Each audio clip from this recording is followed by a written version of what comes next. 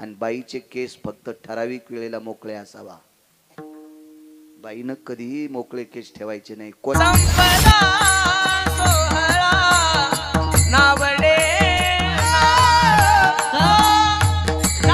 कधीनं ज्या वेळेला चोळीची गाठ सुटली त्यावेळेला देवाला एक आठवण करून दिली ती. द्रौपदीचं सकाळी स्नान आटपल्याच्या नंतर द्रौपदी ज्या वेळेला हातात कंगवा घेऊन डोकं विंचरत होती त्यावेळेला कंगव्या वाट डोक्यातून गळालेली केस डोक्याचे एक न एक केस सापडत होती. कोणाला सापडू देत नव्हती. का? ही गोष्ट धर्माला माहित होती.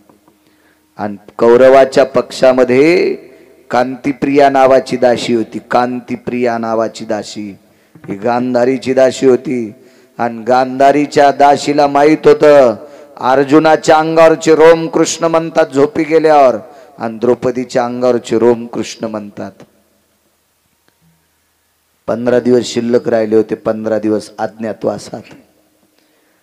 कांतिप्रियेला एके दिवशी विचारलं गांधारीनं, कांते, ब्रह्मज्ञानाचं स्वरूप होती कांती.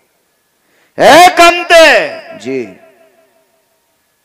या 15 दिवसात जर नाही पांडव सापडले तर पांडवाच्या पाठीमाग पंढरपुरातला मालक आहे, द्वारकेतला मालक आहे, माझे पोरं वाचत नाहीत. अज्ञातवासात पांडव सापडणं अत्यंत गरजेचे आहे. कसे सापडते लो? पांडव अज्ञातवासात. पांडवांचं एक विशिष्ट प्रकारचं नाव आहे. पांडवांना नष्टचर्या म्हणून नाव होतं. नष्टचर्या. किती नष्ट सांगू तुम्हाला? इथं बसलेल्या प्रत्येक पुरुषाच्या छातीवर खोटे का होत नाही पण स्तन आहेत महाराज. अर्जुनाला नव्हते. अर्जुनाला खोटे पण स्तन नव्हते. एक नंबरचा नर. साडी नेसावं लागली हो, साडी नेसावं लागली. ब्रह्मडा व्हावं लागलं. ब्रह्मडा ब्रह्मडा. ज्याच्या रथाचे चाक घासू नये याच्याकरता पृथ्वी एका इतीनं रथ आधार झेलीत होती. इतका तत्ववादी धर्म कंक झाला हो. हिशोबनीच झाला. चार्टेड अकाउंटंट झाला. काय ताकद असेल कल्पना करा. 48,324 दाशा जिच्या इथं भांडे घासीत होत्या ती शेण काढत होती. कांतिप्रिया नावाच्या दाशीनं सांगितलं, मालकीनबाई एक पर्याय आहे.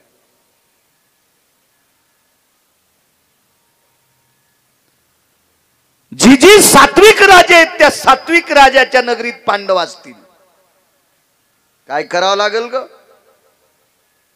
सात्विक राजाच्या नगरीतला उकांडा तपासा आणि त्या उकांड्यावर सापडलेली डोक्याची रोम जर कृष्ण कृष्ण म्हणत असतील तर ते रोम द्रौपदीचे आहेत.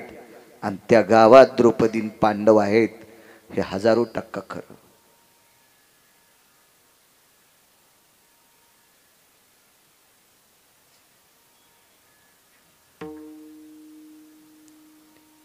कलियुगामध्ये जनाबाईनं हात लावलेल्या गौऱ्या विठ्ठल विठ्ठल म्हणत होत्या. वैकुंठवासी माधव महाराज मगरांचा पुरावा आहे.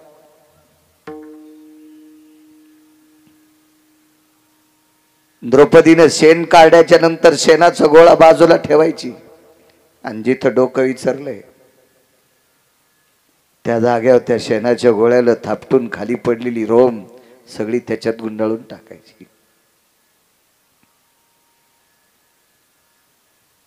तुळशीच्या बाजूला एक शेकोटी असायची. त्या शेकोटीत त्या शेणाची गोळी वाळलेली टाकून द्यायची. धुरातून कृष्ण कृष्ण नाव येत होतं. घोरातून धुरातून काय सापडेल? विटेवरच्या मालकाला सांगितलं, देवा वनवासात भजन केलं रे आम्ही,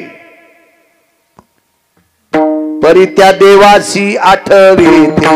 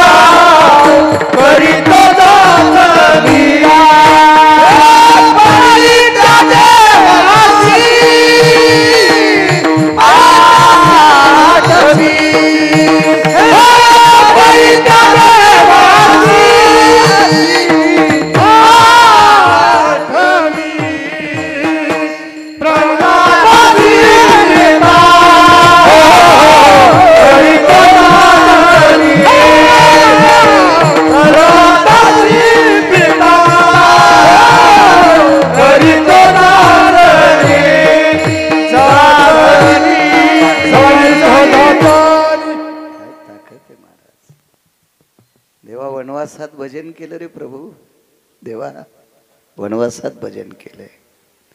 श्रुतीला भगवान सांगत होते, श्रुती जिचं शरीर नाममय झालं होतं, जिच्या शरीरातला एक न एक कण कृष्ण रूप झालेला होता, कृष्ण रूप झालेला होता. श्रुती जिच्या शरीराला सोडून खाली पडलेली डोक्याची रोम पुराणाची भाषा आहे, डोक्याची गळालेली रोम ही सुद्धा कृष्ण म्हणत होती ग श्रुती. इतक्या पावन आणि पवित्र द्रौपदीचं शरीर नालायक जर कौरवाच्या लोकांनी पाहिलं तर याची लाज माझी गेली असती. मंत्र्याचं पोरग जर गोदड पांघरून रस्त्यान फिरत असेल तर लाज कोणाची जाती? समर्थाचे बाळ पांघरे वाकळ. जर त्यानं गोदड पांघरून फिरत असेल कोणाची लाज जात असती? त्याच्या बापाची. मी जगाचा बाप हे श्रुती, माझ्या सत्तेशिवाय झाडाचं पान हलत नाही, ही सत्ता माझ्या ताब्यात आहे. सख्या बहिणीपेक्षा माझ्यावर अतूट प्रेम करणारी द्रौपदी. सामान्य प्रेम असेल का द्रौपदीचं? कपाळावर कुंकू असल्यावर पदराकून नाटी फाडीत नसते, आणि पदराकून नाटी फाडायची दशी एक प्रसंग असतो, तो माझ्या महाराष्ट्रातल्या भारतातल्या स्त्रीला येऊ नये. मालक गेल्याच्या नंतर 13व्या दिवशी भाऊ नाटी आणीत असतो, नियमानं त्याची दशी फाडावं लागती, तसं नेसता येत नाही. ज्या वेळेला भगवंताचं बोट कापल्याचं निमित्त केलं, द्रौपदी सुभद्रेनं एकही बांधली नाही. द्रौपदीनं पाहिल्याबरोबर हातात बोट दाबलं, मधातून चिंधी आणते, लक्षात घेतलं. बोट सोडल्याच्या नंतर महालात जाऊन महालातून वापस येईपर्यंत हाताचं रक्त किती जाईल त्याच्यापेक्षा डाव्या हाताने तसाच बोट दाबलं, उजव्या हाताने पदर बगलात दाबला आणि कोपरा फाडणार उद्धवासारख्याने आवाज दिला, ताई. काय उद्धव दादा? ताई. कपाळावर कुंकू असल्याच्या नंतर पदराकून नाटी फाडत नसते. द्रौपदीनं बोट हातात दाबलेलं आहे, पदराचा दुमाला बगलात दाबलेला आहे आणि उजव्या हातानं कोपरा फाडत होती. तेवढ्या अवकाशात उद्धव ओरसला आणि सांगितलं, ताई पदराकडनं नाटी कपाळावर कुंकू असल्याच्या नंतर पातळ फाडत नसते.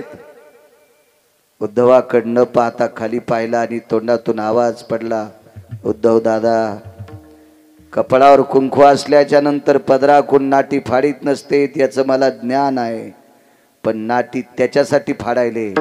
या कपाळावर कुंकू किती दिवस ठेवायचंय हे त्याच्या हातात आहे. या कपाळावर कुंकू किती दिवस ठेवायचंय आणि कोण्या दिवशी कपाळ पांढरं करायचंय हे ज्याच्या हातात आहे त्याला जगाचा बाप म्हणते रे उद्धव दादा, त्याच्यासाठी चिंधी फाडते. हे 2-3 प्रसंग ज्या वेळेला श्रुतीला सांगितले त्यावेळेला श्रुती धाय मोकलून रडत होती. आणि मग भगवंतानं सांगितलं, श्रुती याच्या करता मी अशा निष्ठावंत भक्तांच्या हाकेला धावतो, म्हणून मालक पहिल्या कडव्यात म्हणतो, आखे सरसी ओडी, हाके सरसी ओडी, हाके सरसी ओडी, हाके सरसी ओडी, हाके सरसी ओडी, हाके सरसी ओडी, हाके सरसी ओडी, हाके सरसी ओडी, हाके सरसी ओडी, हाके सरसी ओडी, हाके सरसी ओडी,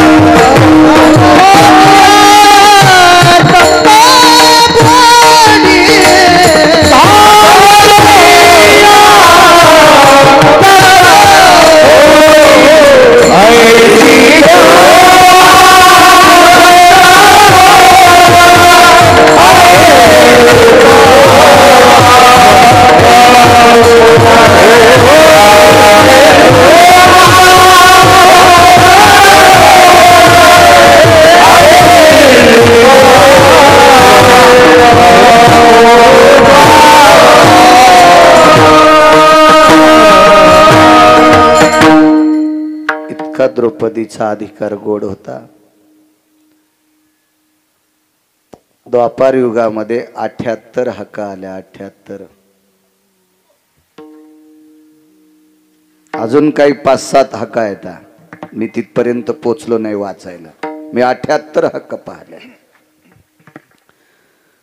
पण ती हाका मारणारी सुद्धा तितक्या विटेवरच्या मालकावर तितक्या श्रद्धेनं प्रेम करणारी लायक संपन्न लोक होती. त्याच्याकरता त्यांच्या हाकेला धावलाय.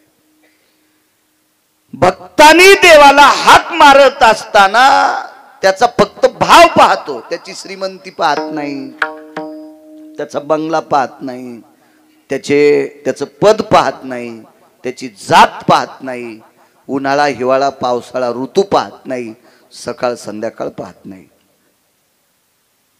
जंगलात हे का कुठेही पाहत नाही. स्थानाचं महात्म्य नाही, कालाचा भेद नाही, जातीचा संबंध नाही, श्रीमंतीचा संबंध नाही, स्त्री पुरुष पशु पक्षी आहे याचाही संबंध नाही. फक्त त्याचा भाव पाहिजे, त्याचं तितकं वजनदार काम. अंतरीची घेतो बाहेर बोलणी बाबाची, बाहेर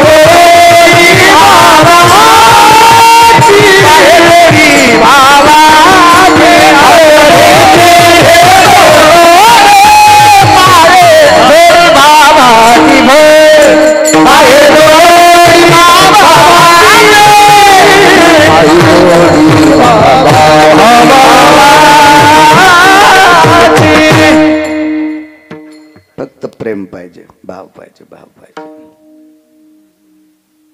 असू द्या, आजच्या दिवस दाखवा.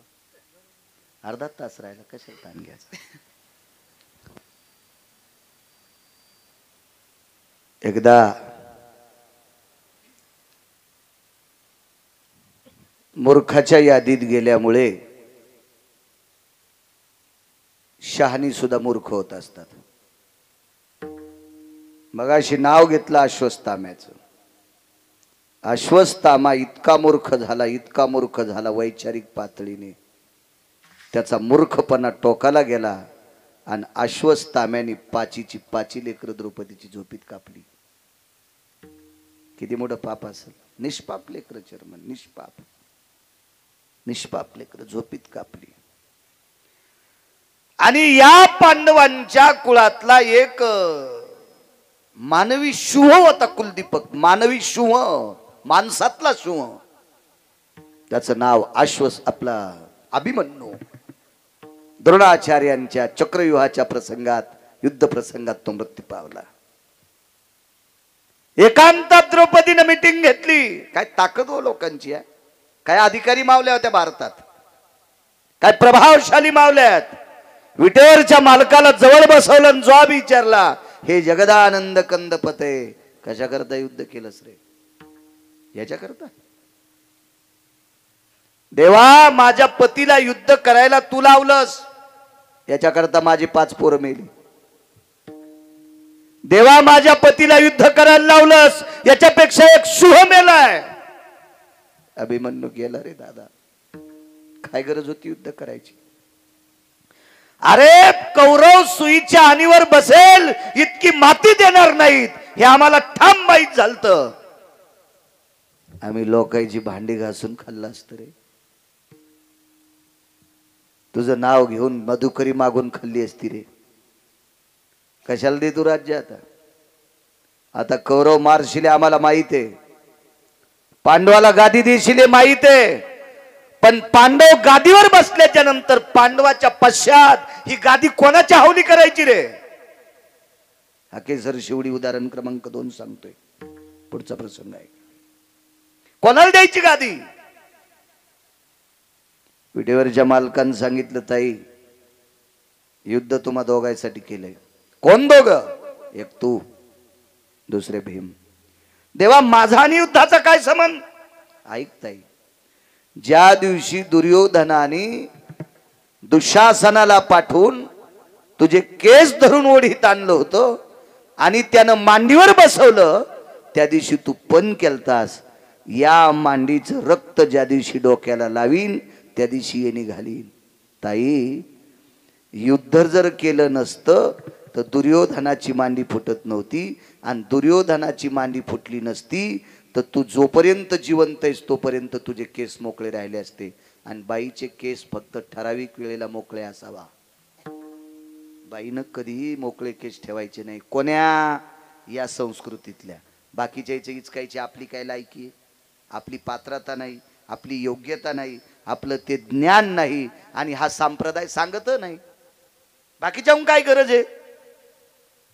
पण या भारतीय संस्कृतीतल्या, सनातन संस्कृतीतल्या, वारकरी संप्रदायातल्या अनुयायी स्त्रीनं ठराविक वेळेला केस मोकळे असावा.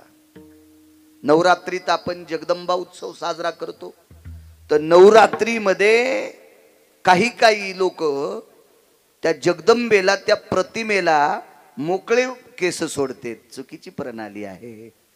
जगदंबा केस मोकळे कधी सोडित होती माहितीये का? हरामखोराला हाणताना, युद्ध करत असताना जगदंबेचे केस मोकळे असावा. एरवी जगदंबेचे केस कधीच मोकळे नसावे. वज्रेश्वरी, कामेश्वरी, प्राणेश्वरी, विमला, कमला, दुर्गा, पुराणातली नाव आहेत. कधी नाही मोकळे ठेवले केस, फक्त युद्ध करताना.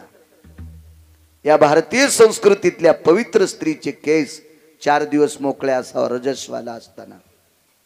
कुंखाच्या करंड्याला हात लावायचा नाही. आरसा एखाद्या अडचणीत असतो तिथं शिवायचं नाही म्हणून मोकळे असावा. अजून 4 प्रसंगातला एक प्रसंग सांगतो. आपल्याकडे संस्कृतीमध्ये भावकीतला माणूस जर गेला तर 10व्या दिवशी सुतक फेडायला एका विशिष्ट प्रकारच्या नदीवर किंवा गंगेवर जात असतात. आणि तिथं सुतक फेडत त्या दिवशी घरापर्यंत येईस तर केस मोकळे असले तरी चालते. एरवी केस मोकळे ठेवायचे नाही. अजून 2 ठिकाणी मोकळे ठेवतेत, पण त्याला पुराणात आधार नाही. अंगात आल्यावर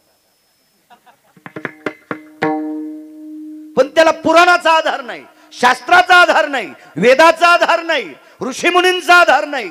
तिथे केस मोकळे सोडतात. का सोडत असताल देव जाणे बाबा. पण स्त्रीने केस मोकळे सोडू नये. ताई, तू तर पण केलता. ज्या दिवशी रक्त मांडोक्याला लाईन, आंघोळ करीन नाहीन, त्या दिवशी केस बांधीन. याच्याकरता युद्ध करावं लागलं. आणि भीमाने एक पण केलता.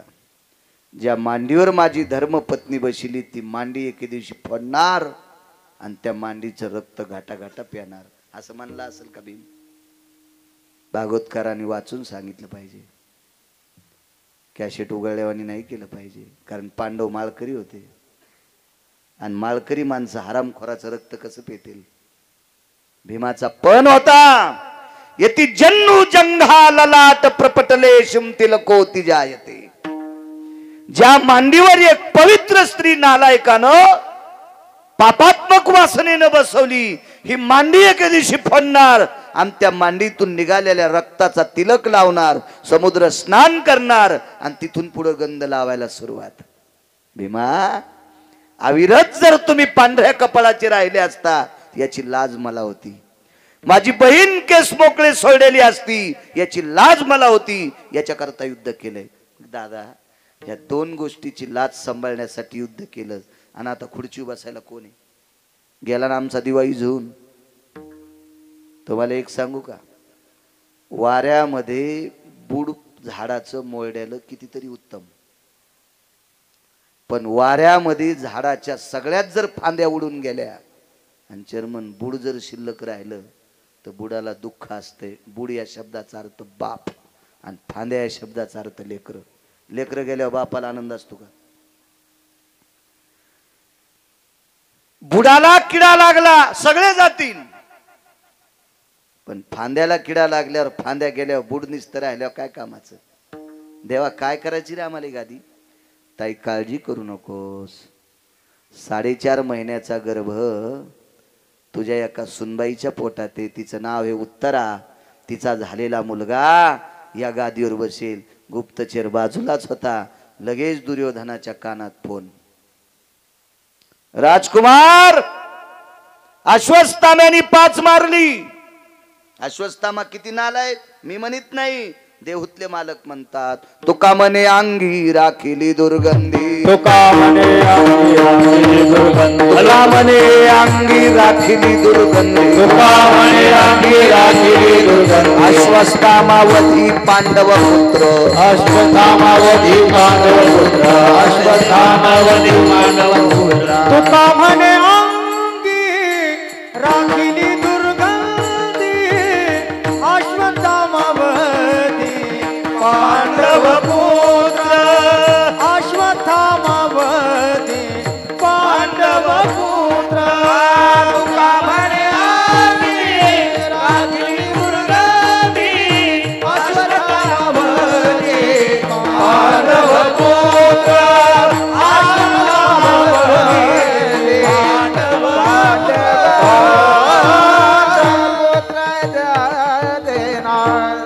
विचारामध्ये इतकी युकृती वाढली आणि वैचारिक पातळी नदीला गेली अश्वत्थाम्याची. म्हणून तुकोबराय म्हणतात तुका म्हणे अंगी राखिली दुर्गंधी अश्वत्थामावधी पांडव पुत्र.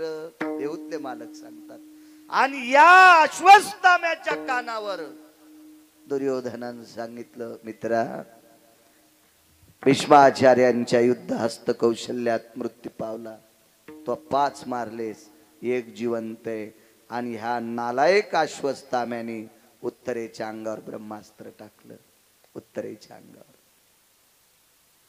धक धक धक धक धक धक करीत अकेसर शिवडी सांगते ब्रह्मास्त्र 1000 सूर्याचा गोळ अंगावर यावा असा तो गोळ येत होता. उत्तरा किती हुशार होती माहिती? उत्तरा ही अर्जुनाची सून आहे. महाभारतातल्या 4 मानवी सिंहाची एकापैकी एका सिंहाची पत्नी आहे, अभिमन्यूची पत्नी आहे. या बाईचे मामस सासरे पंढरपुरातले मालक होते. उत्तरा किती श्रीमंत आहे सांगू? तिच्या मालकाचे सख्खे मामा पंढरपुरातला जगाचा बाप आहे. पंढरपुरातल्या मालकाची भाची सून आहे ती. पंढरपुरातले मालक तिचे मामे सासरे आहेत. काय वैभवशाली बाई असेल ती. आणि तिची सख्खी सासू पंढरपुरातल्या मालकाची सख्खी बहीण आहे. त्याच्या पुढचं पहा ना, पुढचं उत्तराई सकाळचा नित्यनेम आटपल्याच्या नंतर सासूचं जेवढं काम असेल तेवढं काम करायची सुभद्रेचं. आणि काम आटपल्या विचारायचे आत्याबाई काही काम? तीन सांगायचं आता 2-4 घंटे काहीच काम नाही. तितक्या टायमात द्रौपदीकडे जात होती. द्रौपदी ही सावत्र सासू. पण उत्तरा ही जास्तीत जास्त संपर्कात द्रौपदीच्या होती. आणि द्रौपदीच्या सानिध्यात जितक्या वेळ उत्तरा आली तितक्या वेळ द्रौपदीनं काम नाही करून घेतलं. तिला भजन शिकिलं, तिला परमार्थ शिकिला, तिला विटेवरच्या मालकाचं वैभव सांगायची, त्याचे पाडे सांगायची. एक दिवस असा आला द्रौपदीनं सांगितलं उत्तरा एक बोलू का तुला? तुला जेवढं मला सांगता येते तेवढं सांगितलं ग. पण एक शेवटचं सांगते. आणीबाणीच्या प्रसंगी हल्लीचा शब्द वापरायलो आत्ताचा.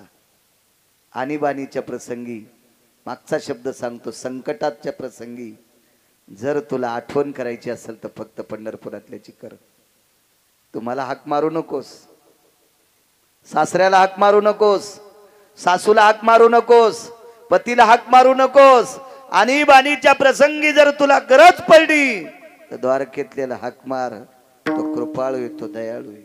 तो प्रसंग आला, हाक मारली, जवळ आलत ब्रह्मास्त्र. इतक्या आवेशात हाक मारली देवा, दोन्ही ओठ फाकल्या गेली. आणि पंढरपुरातल्या मालकाने अंगुष्ट प्राया इति तनु जायते धारम सुदर्शेने सवगर्भेषु यच्चक्राति भयः. अंगठ्यासारखं रूप धरलं आणि श्वासातून प्रवेश केला. आणि गर्भाच्या भोवताल सुदर्शन फिरवित होता. मालकाचा गोडसा पुरावा आहे त्याच्यासाठी सुद्धा असं सुदर्शन फिरवित होता.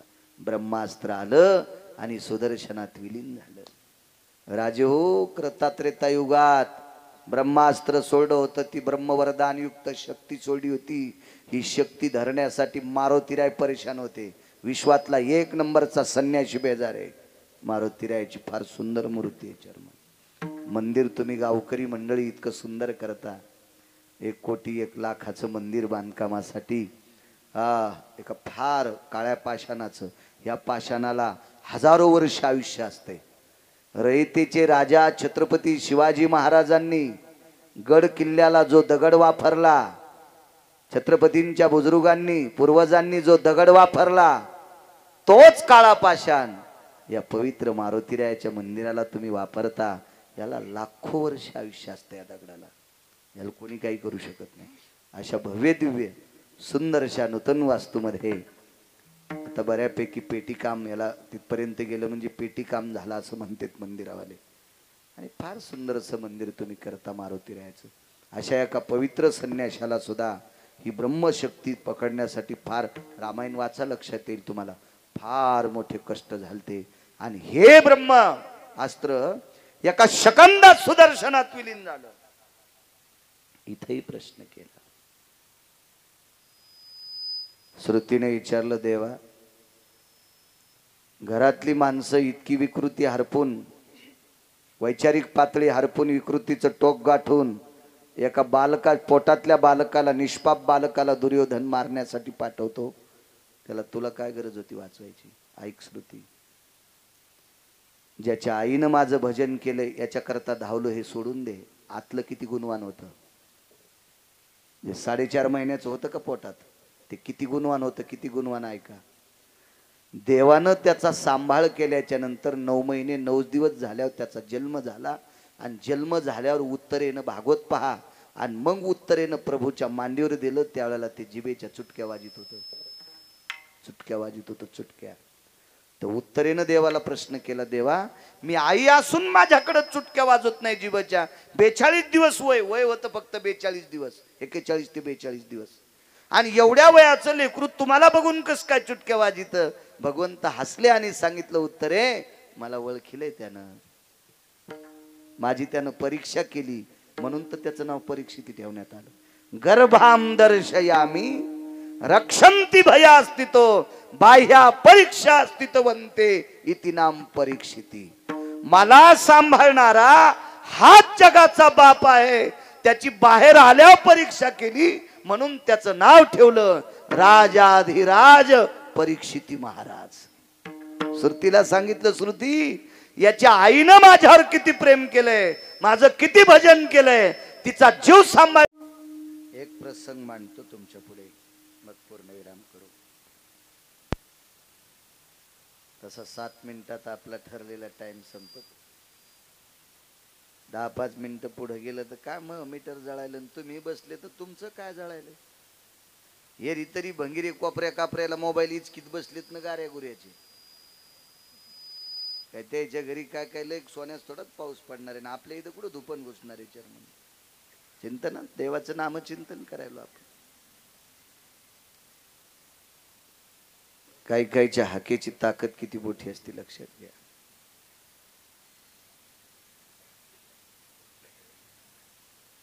गांधारी ही चिखलाच्या हत्तीवर बसून आल्या. गांधारीला साधं म्हणायचं नाही बरं. गांधारी फार अधिकारी स्त्रियांच्या यादीत आहे. गांधारी सामान्य का गांधारी? गांधारीनं चेअरमन शाप द्याल्यावर पंढरपुरातले सगळे पंढरपुरातल्या मालकाचे पोरं मेले.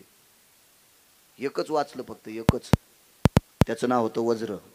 बाकी छट मेले. 56 कोटी यादव मेले. देवाचे पोरं मरते जिच्या शब्दात. तिचा शब्द साधा असेल का? ती काय दुसऱ्याच्या गोठ्यातलं शेण चोरणारी होती का? दुसऱ्याच्या तुरीच्या शेंगावर पिणारी होती? कोण होती गांधारी? विश्व जगात मालक पाहत नाहीत, दिसत नाहीत, याच्याकरता जग पाहलं नाही. सामान्य होती का गांधारी? पंढरपुरातल्या मालकांनी तिचे पोरं मारण्यासाठी दुर्योधनाच्या कमरेला फुलाचा हार गुंडाळला. कोण भेटलं होतं रे वाटात? सुदामा नावाचा माळी होता. गांधारी म्हणली सुदामा नावाचा माळी नव्हता, द्वारकेतलं काळं होतं. त्यानं केला आगावपणा आणि शाप द्याला, मग काय मारतो तो एकही वाचणार नाही. मैरेक नावाची दारू पिऊन मेले. आताच्या दारूला काय म्हणतात आपल्याला काय माहित नाही, पण हिला मैरेक नावाची मदिरा म्हणत होते. आपल्याला काही संबंधच येत नाही त्या दुकानाचा, त्याच्यामुळे नाव कशाला पाठ करायचे. मद्यानाम मैरेक.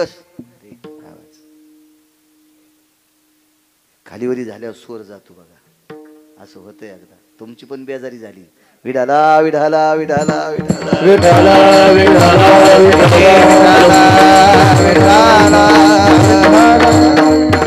तुमच्यासारख्याची बेजारी तर आम्हाला तर काहीच अक्कल नाही स्वराची. नाही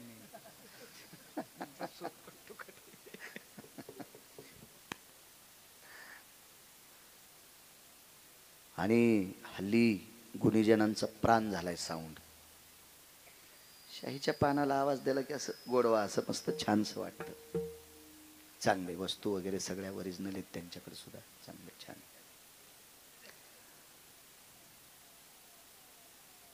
एक पोरग वाचलं बरं का फक्त महाराज. कशामुळे वाचलं? त्याला एका वारकऱ्याचा प्रसाद खायला भेटला इजुबा. त्या वारकऱ्याचं नाव होतं सुदामदेव.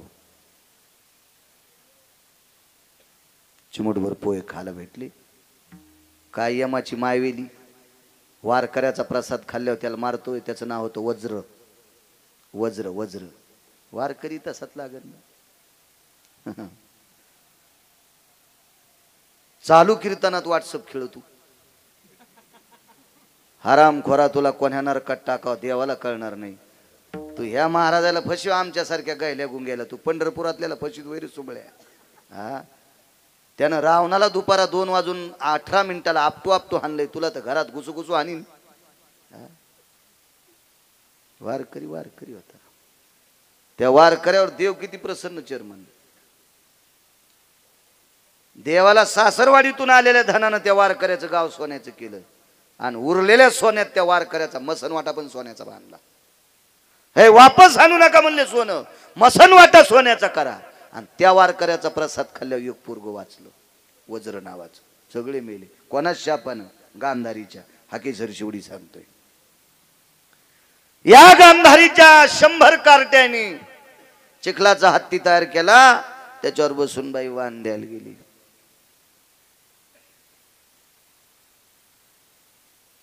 वाण दिलं कुंती आई साहेबाला. वा, कुंती आई साहेबाला ज्या वेळेला वाण दिलं, कुंतीला आनंद वाटत होता वाण देताना, पण मालकाचं शरीर कमरेपासून खाली गार पडले. पितामह भीष्माचार्याला आमंत्रित केलं आणि यमाच्या जाचातून पंडूराजाला वाचवलं.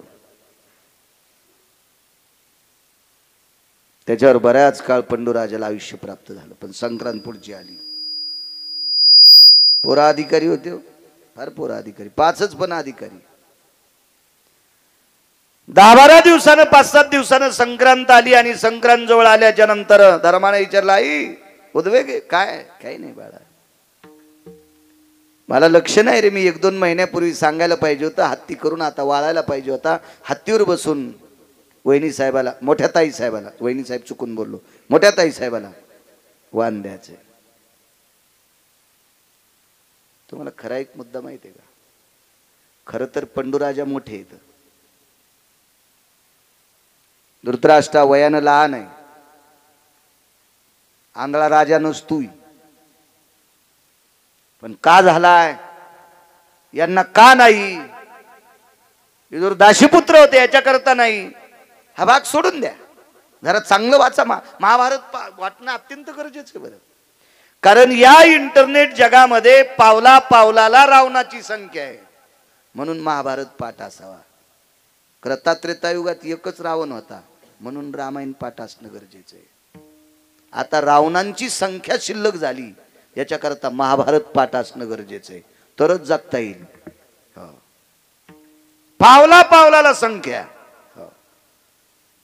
इतकं सोपं समजू नका महाभारताला. गीता तत्व आहे, महाभारत आहे. महाभारतातलं भीष्म पर्व हे गीता आहे.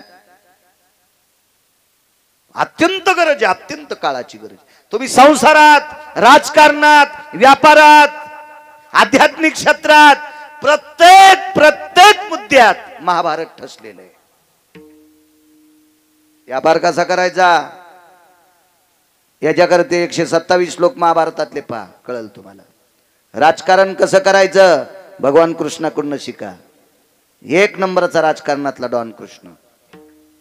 कनक असेल, विदुर असेल, शिका तिथून, शिका. गरज आहे काळाची.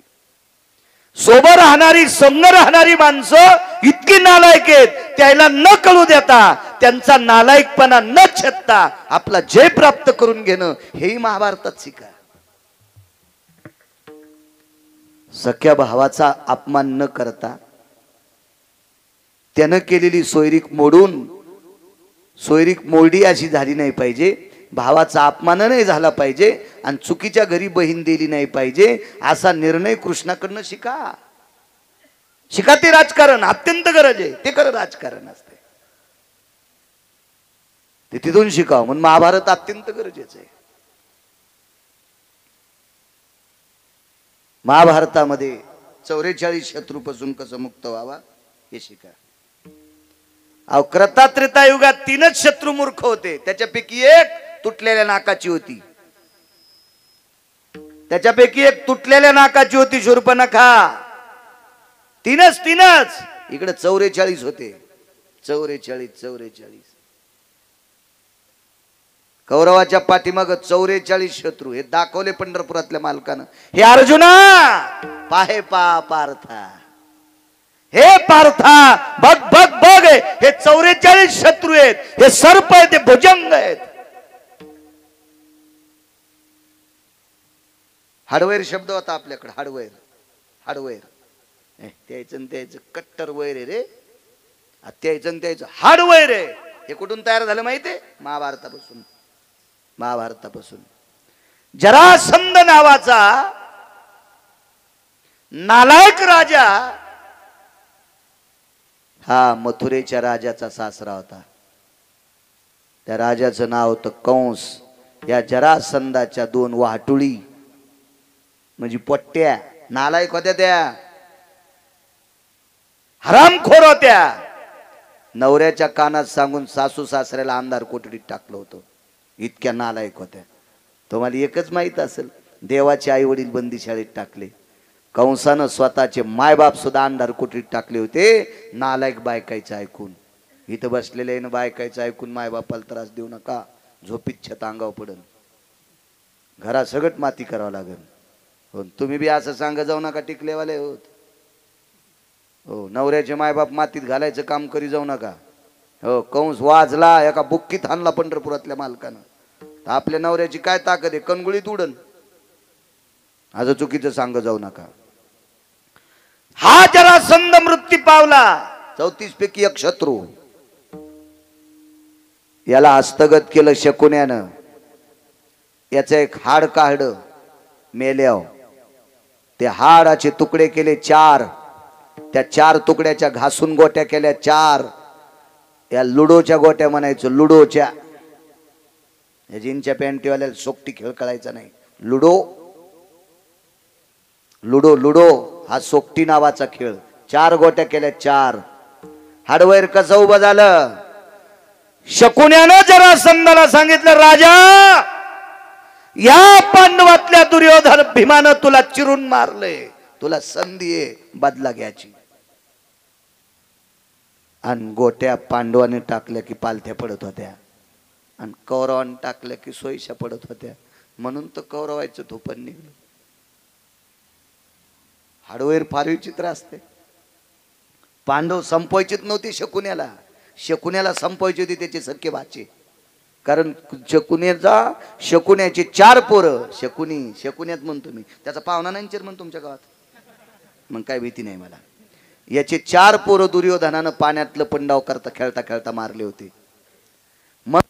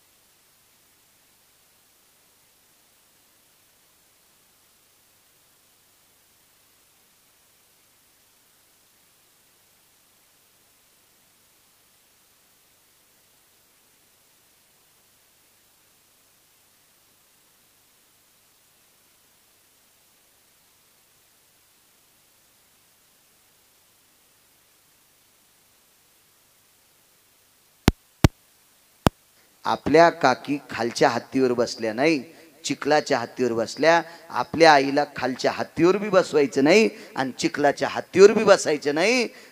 33 कोटी देवाच्या राजाचा हत्ती रावत, 14 रत्नापैकी एक ह्यो हत्ती आणायचा. आणि धर्मानं सांगितलं अर्जुन वेड्यासारखं काय बोलतो रे तू? हाकेसर शेवटी सांगतोय शेवटचा पुरावा. वेड्यासारखं काय बोलतो? इंद्राचा हत्ती तो 14 रत्नापैकी एक आहे, तो आपल्याला कसा मिळेल? तर धर्मराजाला माहितच नव्हतं अर्जुनाची पत किती इंद्राकडे. इंद्राकडे ठराविक लोकांची पत होती. करता त्रेतायुगातले राजा दशरथ जर इंद्राच्या नगरीत गेले तर इंद्र खुर्चीहून उठत होता आणि दशरथ राजाला खुर्ची बसायला देत होता. पण परिणाम पुढचा ऐका.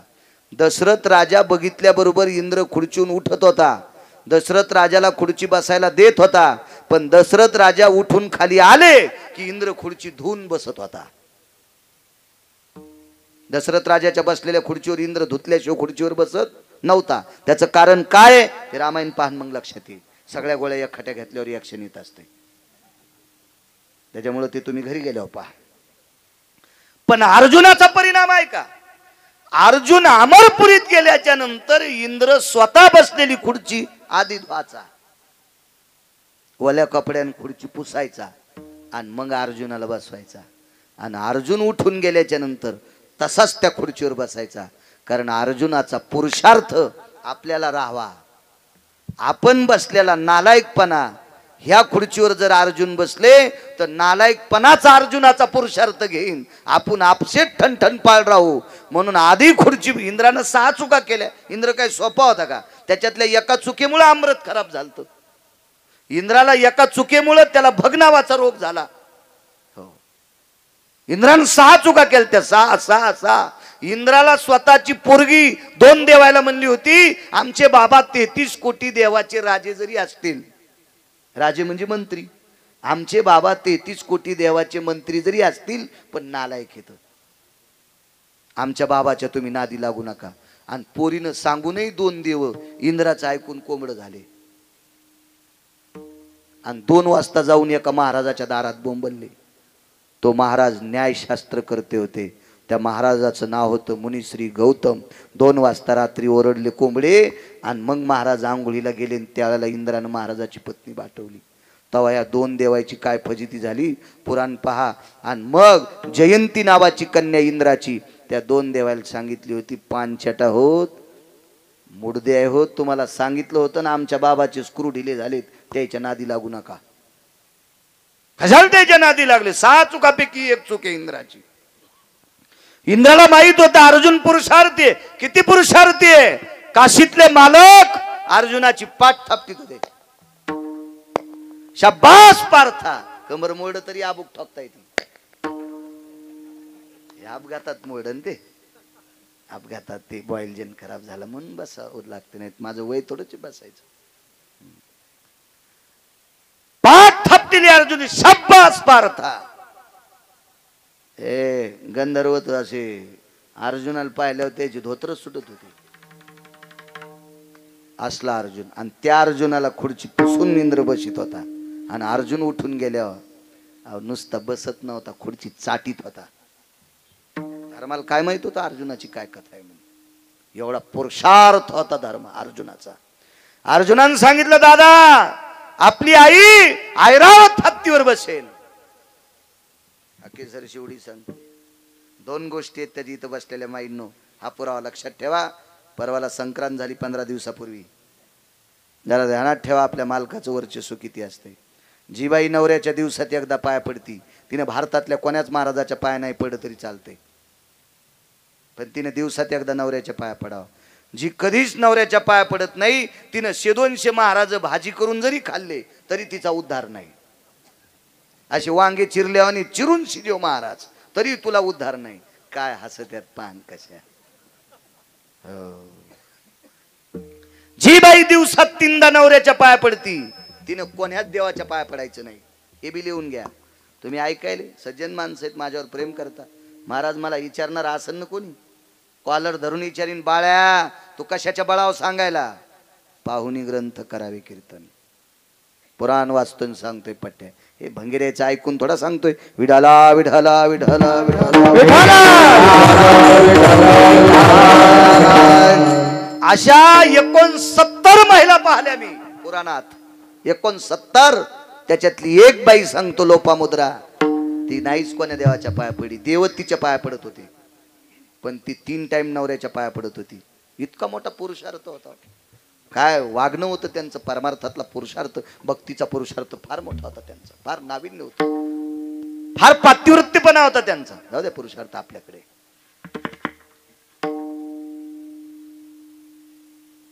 इंद्राकडे गेल्याबरोबर इंद्राने खुर्ची बसायला दिली. हत्ती न्यायचं, द्यायला काय हरकत नाही, पण कसा न्यायचा तुम्ही ठरवा. इतका इंद्र चालू, लय चालू इंद्र. त्याला वाटलं आपल्या हत्तीवर दुसऱ्यानं बसत नाही. इतका चालू इंद्र, इतका चालू. हो.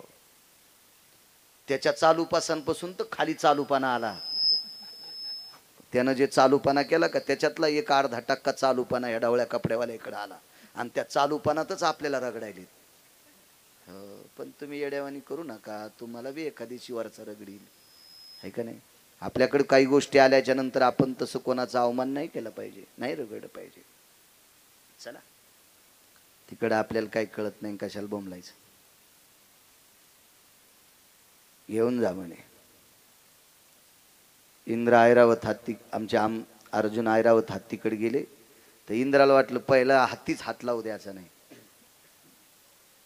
अर्जुन ज्या वेळेला ऐरावताकडे गेले त्यावेळेला ऐरावतानं नाक लावलं अर्जुनाच्या पायाला. सोंड काय असती? सोंड काय? नाक. सोंड काय? नाकच आहे ना. अर्जुनाच्या पायाला घोळशिलं आणि अर्जुनाच्या पायाची धूळ जिबीनं चाटीत होता हत्ती, जिबीनं. तो इंद्र गुडघे टेकून खाली बसला होता. काय काम झालं म्हणलं, ऐरावत ज्याच्या पायाची माती चाटायला आहे. आणि ऐरावत 14 रत्नापैकी एक रत्न आहे, समुद्र मंथनातून प्राप्त झालेलं रत्न. माती चाटीत होता, माती. ए ऐरावत जी, घेऊन जायचंय. कसं न्यायचं? घेऊन जा. मालकान खुनील तर त्याला, मला जसं न्यायचं तसं न्या. अर्जुनानं कमरेचा शेला सोडा, उपरनं बांधायला असायचं पुरुषार्थी लोकांकडे. उपरनं सोड आणि ऐरावताचे 4ही पाय असे बांधले. आवळून एका पायात हात घातला आणि झोळी टाकावा अशा खांद्याला ऐरावत अडकीला निघाली. ब्या ब्या ब्या ब्या आडत होता ऐरावत. अरे बापरे म्हणजे आगाऊच काम. आता सांभाळी अमरेंद्रा. इंद्र म्हणला माया नावान काय बोंबलायला, आता सांभाळी पार्था. म्हणणं अर्जुना मला सांभाळ. तावडीत त्यांच्या गेला, मह नाव कशाला घेतू. आता सांभाळी पार्था. अर्जुनानं असं पाय थाप मारली. येडपटेस का काय रे तुला, तुला कशाला मारू मी. माझ्या आईला तुझ्यावर बसून वान द्यायचं, मी वापस पाठवणार आहे. ते म्हणलं नेताना अडकून न्याला, खाली गेल्यावर फेकून तर नाही द्यायचा. वरी फेकायचा तर नाहीच. ते म्हणलं फेकल्यावर आहे त्याच्यापेक्षा उच्च जाशील, त्याबद्दल दुमत नाही. पण तुझ्या पाठीवर माझी आई बसणार आहे याच्याकरता तू आम्हाला आदराचं स्थान आहे, तुझा अपमान करणार नाही. ताण घेऊन पण भेऊ लागलं नाही. शिडी केली ती बाणाची. अर्जुनाचं वजन सहन केलं, हत्तीचं ते वजन डग डग डग डग डग डग डग करू लागलं ना. भगवंतानं सांगितलं, अर्जुनानं सांगितलं, देवा काय करायचंय, काय ताण घेऊ नको. खालून सुदर्शन लावलं सुदर्शन. आणि भगवंतानं सांगितलं, अर्जुना सुदर्शन लावल्यामुळे शिडी काही मोडत नाही, पण लक्षात ठेव गडे, तू जर शिडीवर उतरून खाली आला ना हत्तीवर तुझी आई बसली तर पुरुषार्थ तुझाही चाललाय आणि आईचंही पातिवृत्ती पण मातीत चाललंय.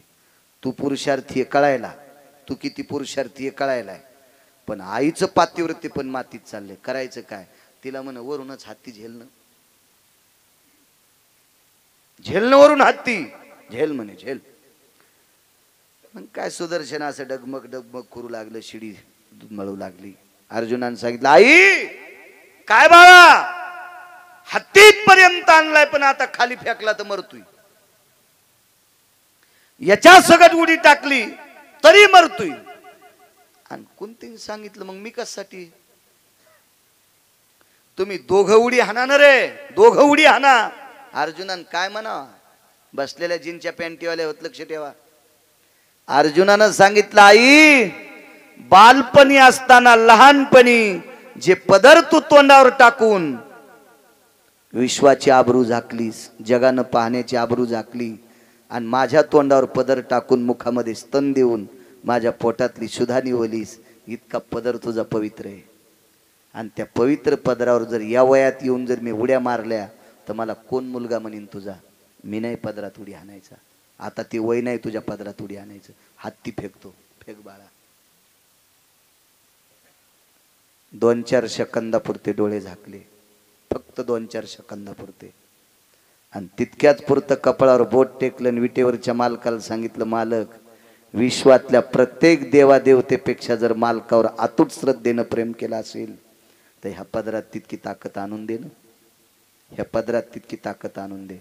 फेकला हत्ती, फेकला हत्ती. अशीच एक बाई भेटली, म्हणली, महाराज मी का पतिव्रता नाही का? म्हणलं, हाय ना तू. संक्रांतीच्या दिवशी 3ऱ्या मजल्यावर मी गेलो, चटणी वाटायचा वरोटा घेतला चेअरमन. वरोटा, ते पाटा वरोटा असतो ना, ते वराटा वराटा वरोटात म्हणते तुमच्याकडे.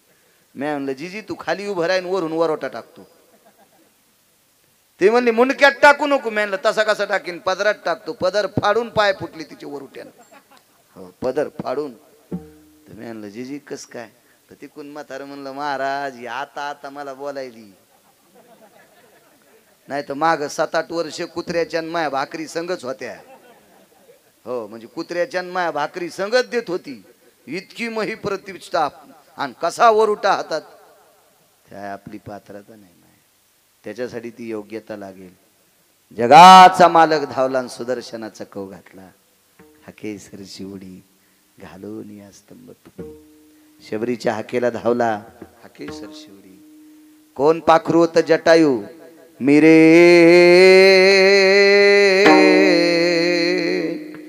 कश्यपाचा नातू जटायु रे ना मेरे विख्यातू. कश्यपाचा नातू जटायू, अरुणाचा पुत्र, गरुडाचा पुतण्या. त्याच्याकरता पंढरीतले मालक धावले. पुण्य काय होतं? या पवित्र देशातल्या स्त्रीला एक नालायक राक्षस महाराजाच्या रूपात घेऊन जात होता. एक नालायक राक्षस महाराजाच्या रूपात घेऊन जात होता. आणि त्या राक्षसाला या स्त्रीला सोडण्यासाठी स्वतःच्या शरीराचं बलिदान दिलं. म्हणून जगाचा बाप त्याच्या हाकेला धावला. हाकेसर शिवडी. कोण गंधमादन, कोण गंधमादन. अविरत त्यानं विटेवरच्या मालकाचं भजन करावा. त्याच्या आस्तीचा हाडामासाचा गोळा जगाच्या मालकानं वंजळीत झेलावा. धावतोय देव, पण त्या योग्यतेचं पुण्य लागेल. असं जर पुण्य असेल तर जगाचा मालक धावतो. विठोबा रखुमाई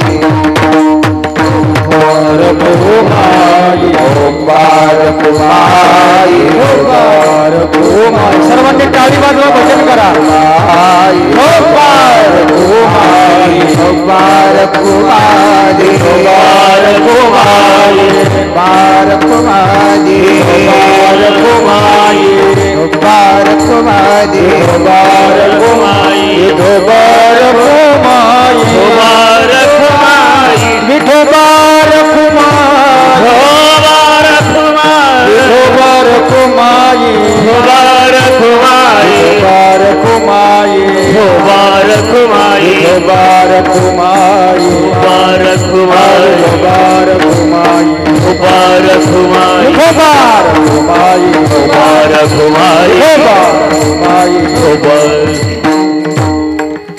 जगदानंद कंद जगतपती पंढरीश पांडुरंग परमात्मा हाकेला धावतो. नाम प्रल्हाद उच्चारी तया सोडवी नरहरी. उचलो घेत कडेवरी भक्ती सुखे नाला. राक्षसाच्या कुळात जन्माला आलेले प्रल्हाद हाक मारल्याबरोबर स्तंभातून प्रगट झाला. स्तंभी नारायण प्रगटला. काय हाकेला महाराज. ज्याद्या साधकाने विटेवरच्या मालकाला हाक मारावी. तुकोबारायचं स्वतःच मूर्तिमंत प्रकरणे. हाक मारली महाराज. पिवळा पितांबर शेला कैसा गगनी झळकला.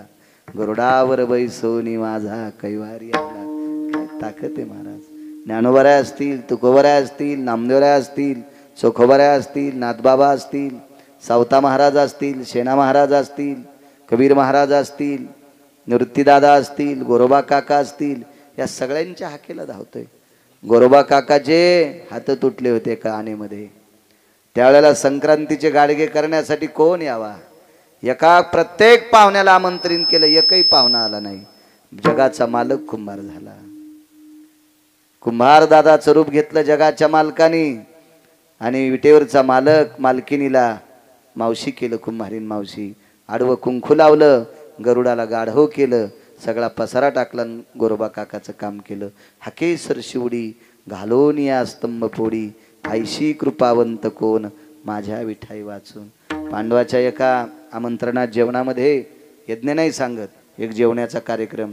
त्या कार्यक्रमात सर्वत्र पत्रिका दिल्या आणि भगवंताची पत्रिका विसरली. देवानं हाक मारली अर्जुनानं, देवा यावं लागतंय. भगवान म्हणले सगळ्याला पत्रिका दिल्या, मला नाही दिली. येई न गेले, आतमध्ये गेले, गदा फेकली अशी sir sir sir sir sir sir sir गदा वरी फेकली भीमदादानं. गदा फार जडवड होती. देवा जर तुम्ही नाही आले तर गदा डोक्यावर घेऊन मारणार. भगवान म्हणले लोक तुम्हाला मारित होते. ए सावळ्या, ए खजिन्या, गच्ची बस ना. लोक तुम्हाला मारित होते त्यावेळेला मी वाचिलय. लोक ज्या वेळेला तुम्हाला मारित होती त्यावेळेला मी वाचिलय. आता मनानं मरण मागत असताल तर मी काय करू? गदा जवळ आलती, 1-2 मिनिटात गदा पडणार. तेवढ्या अवकाशात द्रौपदीच्या लक्षात आलं देव येत नाही. द्रौपदीनं चोपदाराला सांगितलं माझ्याकडे मालकाला बघा म्हण. आवाज दिला इकडे बघा. द्रौपदीकडे बघितलं आणि द्रौपदीनं फक्त कपाळावर बोट ठेवलं. काय म्हणावं पुढच्या मालकानं? देवा 1.5 मिनिटात गदा डोक्यावर पडती. भगवंतानं सांगितलं 2-4 सेकंदातच पडावं. तुम्ही तुमच्या मनान गदा फेकली.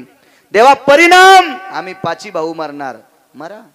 याचा परिणाम द्रौपदीच्या कपाळावरचं कुंकू पुसणार. सदरा घातलेलाच नव्हता, तसाच उडी टाकली गदा झेलली. हाकेसर शिवडी घालून या स्तंभ फोडी. ज्ञानेश्वर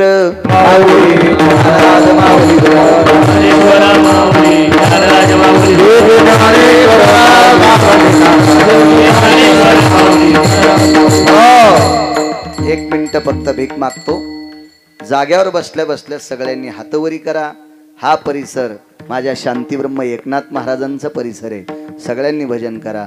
भानुदास एकनाथ, भानुदास एकनाथ, भानुदास एकनाथ, भानुदास एकनाथ,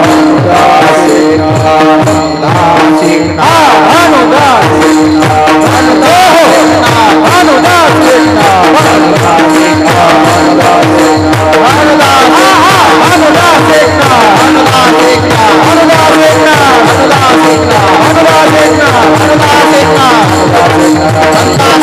भानुदास एकनाथ, शांती ब्रह्म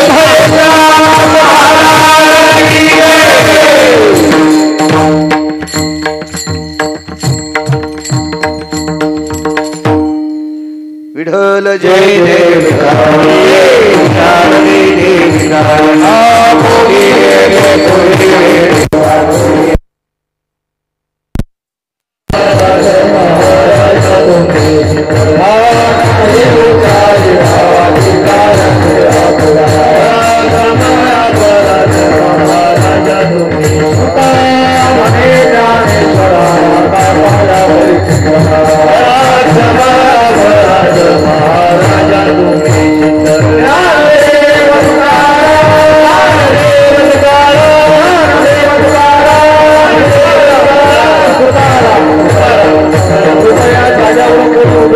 सूचना झाल्याशिवाय कोणीही उठू नका.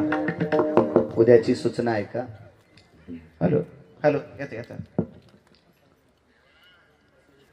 कार्यक्रमामध्ये आज